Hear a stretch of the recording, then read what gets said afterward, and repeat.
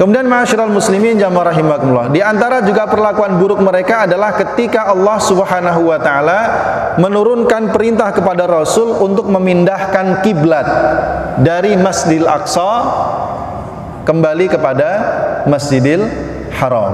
Jadi jamaah rahimakumullah, perlu kita ketahui bahwa masjid yang pertama kali dibangun di dunia ini adalah Masjidil Haram.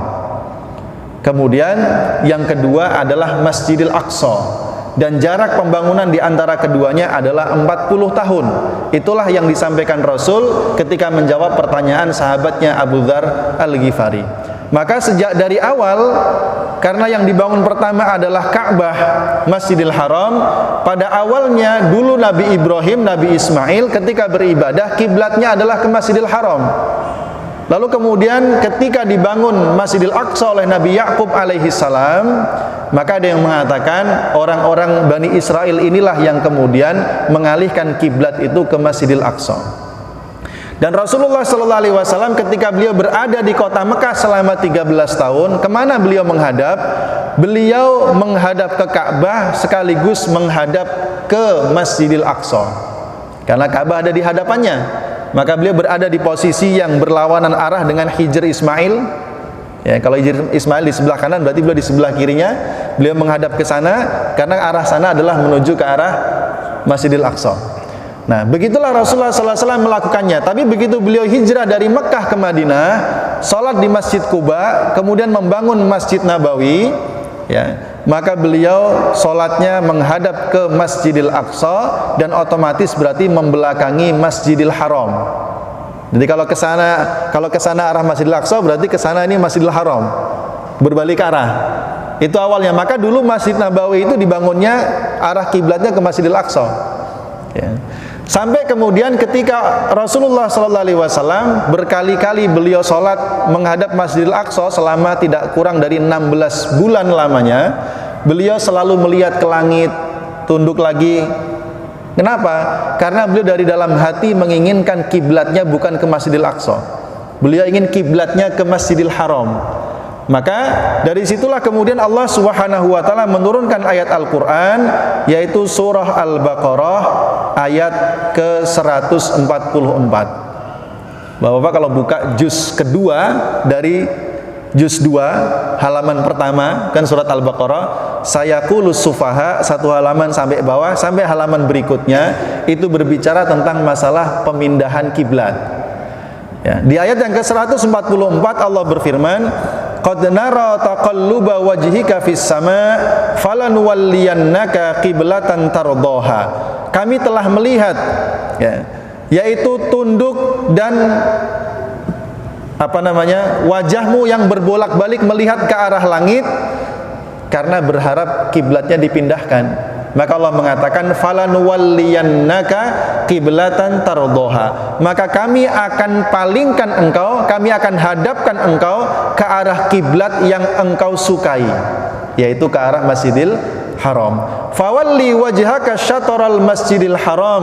Maka hadapkanlah wajahmu ke arah Masjidil Haram, wa haitsuma kuntum, dimanapun engkau berada, fawallu wujuhakum syatrah, maka hadapkanlah wajahmu ke arah sana.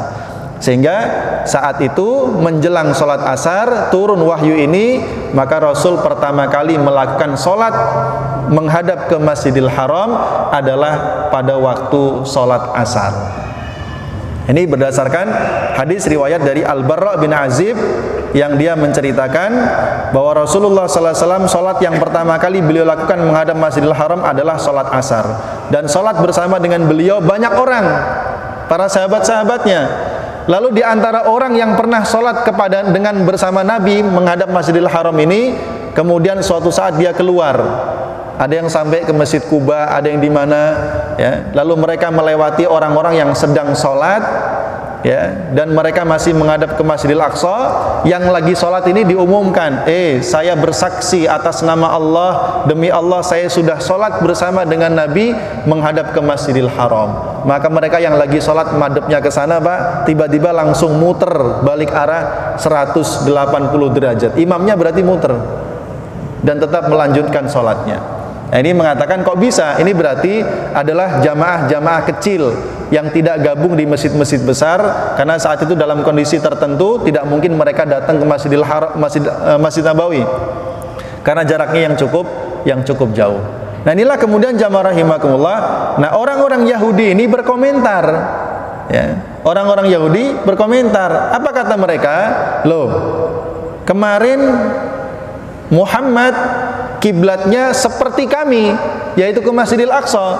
Bahkan mereka mengatakan, kalau seandainya Muhammad tetap menghadap Masjidil Aqsa, kami pasti ngikutin dia.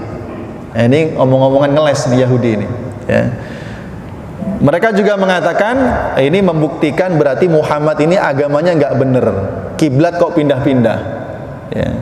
Kalau yang benar Masjidil Haram, berarti kemarin dia sholat selama ini salah semua. Kalau yang benar ke Masjidil Aqsa, berarti sholatnya sekarang ini salah semua, kata mereka. Itulah yang mereka lakukan, ya, yang direkam oleh Allah Subhanahu wa taala di dalam surah Al-Baqarah, yaitu ayat yang ke-142. Sayaqulus sufaha'u minan nas. Orang-orang bodoh dari kalangan manusia, yang dimaksud sufaha ini adalah orang-orang Yahudi, orang-orang musyrik, dan orang-orang yang tidak beriman lainnya. Karena mereka semua berkomentar. Orang-orang musyrik Mekah mengatakan, loh, kiblatnya balik ke arah Masjidil Haram lagi. Jangan-jangan mereka pengen balik ke agama kita, ya. Jadi semua orang berkomentar. Maka orang-orang yang bodoh ini, kata Allah, akan berkata, ma wallahum an qiblatihimul lati kanu 'alaiha. Apa yang membuat mereka memindahkan kiblatnya? Maka Allah jawab, qul lillahil masyriqu wal maghrib. Jawablah Muhammad, timur dan barat itu dua-duanya milik Allah. Yahdi may yasha'u ila siratim mustaqim. Dan dengan pemindahan kiblat ini Allah hendak memberikan hidayah kepada manusia yang Dia kehendaki ke arah jalan yang lurus. Berikutnya, ayat berikutnya 143, wa kadzalika ja'alnakum ummatan wasata. Dan demikianlah kami menjadikan engkau sebagai umat yang pertengahan. Pertengahan itu artinya umat yang benar, umat yang lurus, supaya kalian kelak menjadi saksi kepada manusia, dan supaya Rasul yaitu Muhammad sallallahu alaihi wasallam juga menjadi saksi atas kalian. Wa ma ja'alnal qiblata allati kunta 'alaiha illa lina'lam man yattabi'ur rasula mimman yanqalibu ala aqibaih.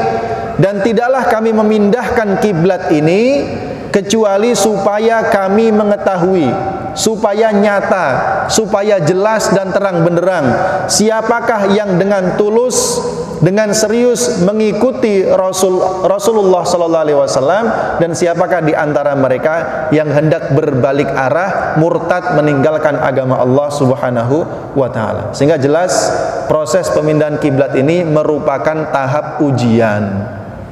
Ya, maka yang memahami bahwa ini ujian daripada Allah dan tetap mengikuti apapun yang diperintahkan oleh Allah, mau menghadap ke timur, mau menghadap ke barat, mau menghadap ke manapun, asalkan yang memerintahkan adalah Allah, maka kaum muslimin berkewajiban untuk taat dan patuh. Kan intinya itu, mau menghadap kemana saja, kalau Allah yang memerintahkan maka kita wajib patuh.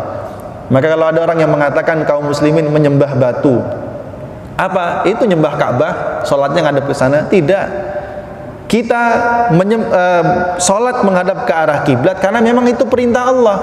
Kalau seandainya, ya, turun wahyu lagi berikutnya sebelum Rasul wafat, memindahkan kiblatnya lagi ke arah yang lain, tentu kita akan mengikuti perintah Allah Subhanahu wa taala. Nah, ini yang menjadi titik tekan bahwa timur dan barat adalah milik Allah. Kemanapun diperintahkan Allah untuk menghadap, maka kewajiban kaum muslimin adalah untuk mengikuti perintah Allah Subhanahu wa taala. Nah, jamaah rahimakumullah, itu kalau kita baca dari 142 sampai dengan ayat 152, jadi sekitar 10 ayat, itu menjelaskan tentang proses pemindahan kiblat dengan berbagai macam hikmah dan pelajaran yang kita dapatkan. Ya. Karena memang ini tahap ujian yang Allah berikan kepada orang-orang yang beriman, terutama juga orang-orang munafik dan juga orang-orang musyrik, orang-orang ahlul kitab yang tinggal di kota Madinah.